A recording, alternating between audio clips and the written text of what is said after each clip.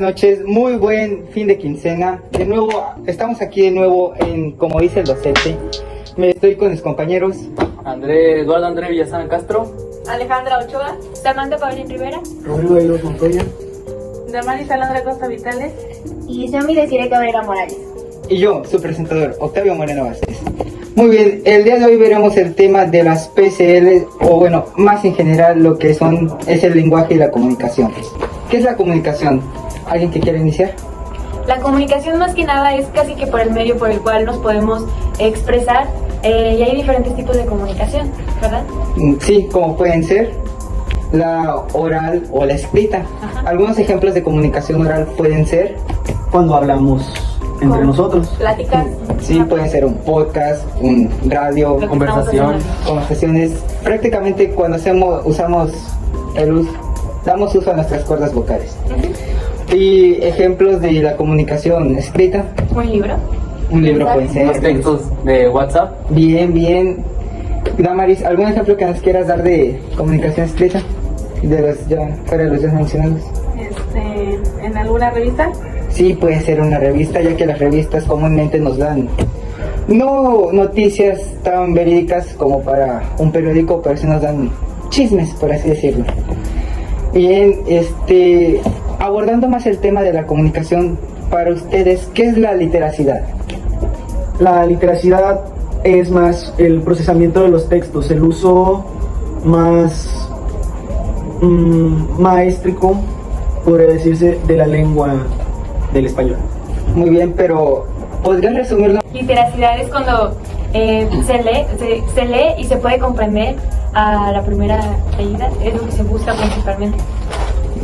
Sí, podría ser. Actualmente hay varios teóricos que están buscando el concepto real de literacidad, pues es un término nuevo, es una palabra que venía del inglés, por si no sabían.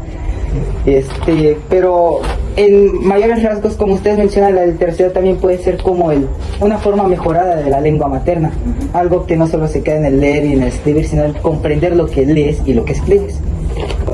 Hablando de lengua materna, ¿alguno de ustedes sabe la diferencia entre lengua y lenguaje? O bueno, lo que es y sus diferencias. El lenguaje es un objeto de estudio de la ciencia lingüística y pues la ciencia lingüística estudia, analiza y saca las teorías de las reglas y principios que interactúan en el funcionamiento de la lengua considerada como sistema. La lengua puede ser materna, nativa o natal y pues el lenguaje es un concepto más amplio sobre la lengua porque de ahí se desglosa lo que es la comunicación, o sea, transmisión de información y pues la comunicación principalmente nos sirve para expresarnos, comunicarnos y para interactuar. Muy bien, bueno, concuerdo con tu punto. ¿Alguien que quiera añadir algo sobre la lengua y lenguaje? No tanto un concepto en sí, sino lo que ustedes consideran. ¿Podría ser uno el alfabeto y el otro cómo se utiliza el alfabeto? Sí, estaría bien. Hace unos días, si no es que semanas, estuvimos hablando de algunos filósofos en la materia de lenguaje y comunicación. ¿Algo que quieran mencionar de ellos? De Piaget. De Piaget, ajá. Como decía que cada niño tiene sus etapas de desarrollo y como cada una consiste en algo diferente. Como todo empieza desde que están bebés hasta la edad de 12 años más o menos, y como ahí si no se desarrolla una etapa al 100% puede llegar a tener dificultades al momento de desarrollarse más grande. Correctamente. ¿Algún otro filósofo que se hayan visto durante esta materia? A Ausubel, Sí, que pues él nos dio el término de aprendizaje significativo y quiere decir poder distribuir el significado al material de aprendizaje y radica en la posibilidad de establecer una relación sustantiva y moratorio que hay que aprender. muy bien. Estoy totalmente de acuerdo. Personalmente yo me considero un piagetista, porque para mí es mejor concepto las etapas que tanto un aprendizaje en sí, ya que he visto desde mis hermanos menores el cómo estas etapas sí se muestran con mucha facilidad a la hora de pues cómo van creciendo. Estoy de acuerdo porque he visto también las etapas porque soy la mayor y he visto cómo mi hermanito se ha ido desenvolviendo desde que estaba bebé hasta ahorita que tiene ya 10 años. Yo me gustaría dar el punto de que se nos pasó a hablar sobre Vygotsky. Cierto, otro gran filósofo.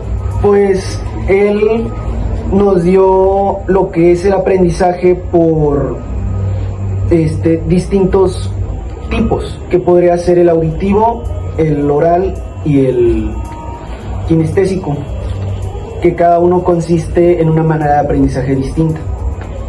Como son los exámenes que hemos estado haciendo, que normalmente se hacen a principios de año, de que los exámenes BAC, ¿no es así? Son muy importantes, ya que cuando yo estaba en la primaria, bueno, yo no recuerdo que nos hayan hecho uno, y al momento de que siempre todos nos lo hacían como de manera visual, y yo no soy una persona visual. Ahora que me hicieron un test, pude identificar que soy una persona auditiva y kinestésica, entonces por eso a veces no podía comprender al 100 lo que me trataban de enseñar.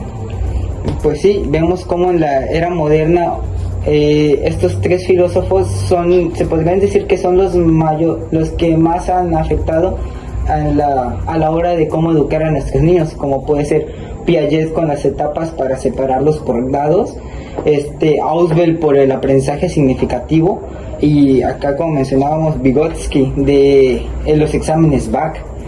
Sin duda, a unas personas que se les debería de aplaudir su gran esfuerzo. Pero bueno, volviendo al tema del lenguaje y la comunicación, centramos mucho a la hora de estos conceptos. No sé si algunos quieran hablarme de estos conceptos, como puede ser el concepto de leer. El leer, creo que muchas personas pueden tener un distinto concepto, pero al menos a mi manera de ver, el leer es cómo puedes interpretar los símbolos que ya tenemos en nuestro alfabeto. Totalmente de acuerdo.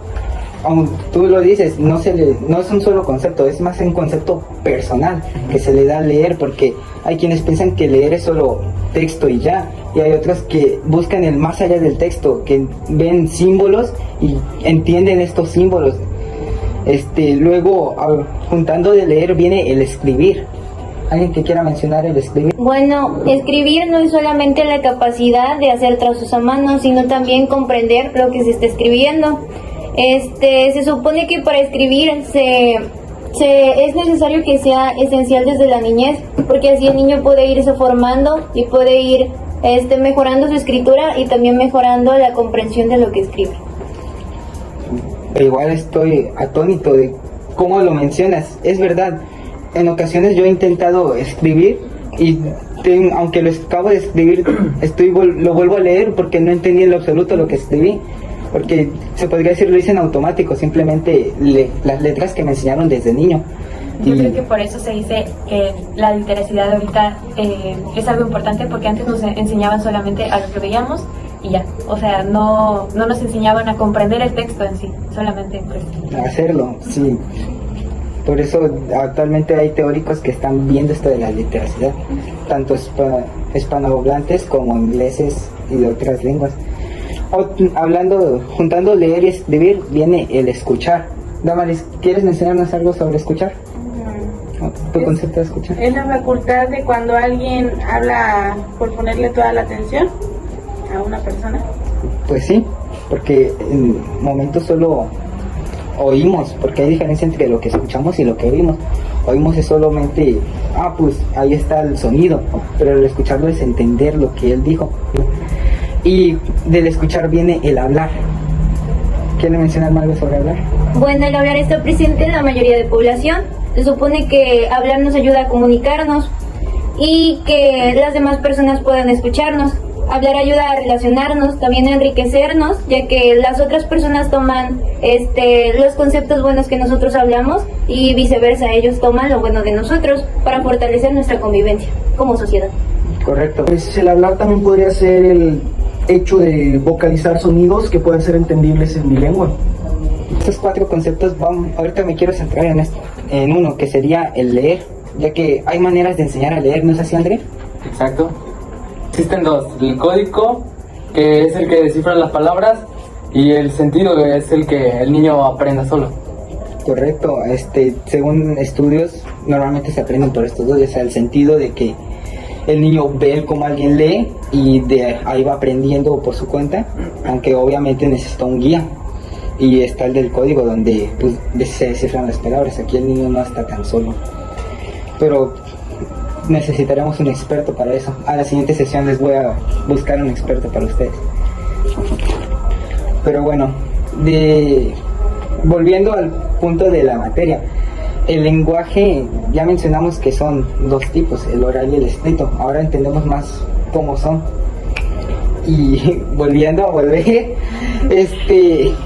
hay una edad, tú mencioné, se me olvidó mencionarte esto de leer. Hay una edad a la que se necesita aprender a leer. ¿Alguien la recuerda? ¿A los 6 años? Correcto. Pero se nota más que a los 6 años los niños buscan más el aprender a leer. Ahora sí, volviendo al tema central, hay 4 grandes habilidades lingüísticas. Sería el leer, hablar, escuchar y escribir, ¿no? Sí, los 4 conceptos que acabamos de mencionar. Son 4 grandes habilidades lingüísticas porque son estas 4 habilidades con las que nos vamos comunicando. Sin estas habilidades sería casi imposible comunicarnos. Aunque también están las comunicaciones físicas, que son con señas. En la NESMAPOA hace poco metieron un curso de lengua de señas, no sé si se enteraron. Sí. Está bien. Yo veo mucha importancia en ello, en el hecho de poder pues incluir a los niños, los cuales no pueden escuchar, ¿verdad? Porque pues sí tienen muchas dificultades en su día a día, y eso de cierta manera los limita a aprender en muchas escuelas, porque no muchas tienen desarrollado este lenguaje de señas. Correcto, gracias por tu mención, la lengua de señas. Continuando, un gran tema que vimos en esta materia fue los de las PSL. Prácticas sociales del lenguaje. Correcto, alguien que me lo pueda definir con sus palabras. Son las pautas o modos de una interacción. Sí. Bueno, también nos sirve para interpretar como los textos escritos y orales. ¿Algo más? Y no solo sirven para interpretar, también para que nosotros los produzcamos y así se logren interpretar. Sí, correcto. Si se dan cuenta, las PSL no solo es una, se dividen en varios tipos. Está dividida en 3 ámbitos, que es de estudio, de literatura y de participación social. ¿Me pueden mencionar algún ejemplo de ellas? De estudio podría ser algún ensayo, por ejemplo. Y por decir alguno, pues este mismo podcast. Correcto. De literatura, leer un libro que nos guste, y pues sí, un libro, una revista, perdón. ¿Cierto? ¿Y de práctica social? En participación social, pues pienso que es cuando tenemos una interacción con otras personas y pues se logra el objetivo, que es producir e interpretar información. Correcto, ya vieron en una ocasión cuando tuvimos la clase de que interpretamos nosotros mismos unas PSL. Si no mal recuerdo, hubo equipos que mencionaron sobre la lengua de señas, hubo otros que actuaron como si fueran director, maestro, padres. De esa actividad, ¿quieren mencionarme algo? ¿Se divirtieron entre clase? Pues, ¿Quieren añadir sobre la actividad? Hubo una actividad que hicimos sobre que era sobre el escuchar, ¿Sí? pues que era de que teníamos que adivinar qué película era. Entonces eso se me hizo como que divertido, en cierta manera, todos nos integramos. Ya para concluir, ¿algunos comentarios finales que quieran decir, Andrea? Pues yo concluyo con que pues el lenguaje de señas es muy importante, como ya le había mencionado la compañera Samantha, ¿verdad? Ya que no todas las escuelas cuentan con esta técnica de aprendizaje para todos, y pues sí, tal vez sí los limita de su aprendizaje y demás. Correcto, Alejandra. También yo concluyo con que ya tenemos en cuenta que existen 3 tipos de prácticas sociales del lenguaje, que son las escritas, orales y mixtas, y pues podemos hacer grandes cosas utilizando cualquiera de las 3. Samantha. Yo creo que yo concluyo que la literacidad es una de las cosas más importantes que podemos tener hoy en día en la educación, y se debe de implementar más generación por generación. Correcto, Rodrigo. yo creo que hay que destacar mucho más el hecho de las prácticas sociales del lenguaje, que pueden ser de distintas maneras y para distintas cosas, como pueden ser de estudio, como pueden ser de literatura, y como pueden ser tanto orales como pueden ser escritas. Maris. Yo concluyo con que es muy importante tener en práctica lo que son las prácticas sociales del lenguaje. Bueno, en fin, retomando los puntos de mis compañeros, Todo lo que mencionaron es de vital importancia, ya que esta materia de lenguaje y comunicación nos ayuda pues en nuestra docencia, ya que debemos entender que aparte de que nosotros tenemos la función de enseñar tanto a leer, a escribir, también debemos de propiciar que los alumnos comprendan lo que están haciendo, que no solo es escribir un texto ni leer una lectura gigante de información, sino también que ellos puedan meter una práctica reflexiva y dar su propio punto de vista del tema que les vamos a impartir. Y así se van a enriquecer tanto los alumnos como nosotros como docentes. Bueno, sin más por agregar, fue un gusto estar con ustedes esta noche. Mi nombre es Octavio y los espero en la siguiente quincena. Hasta luego. Adiós.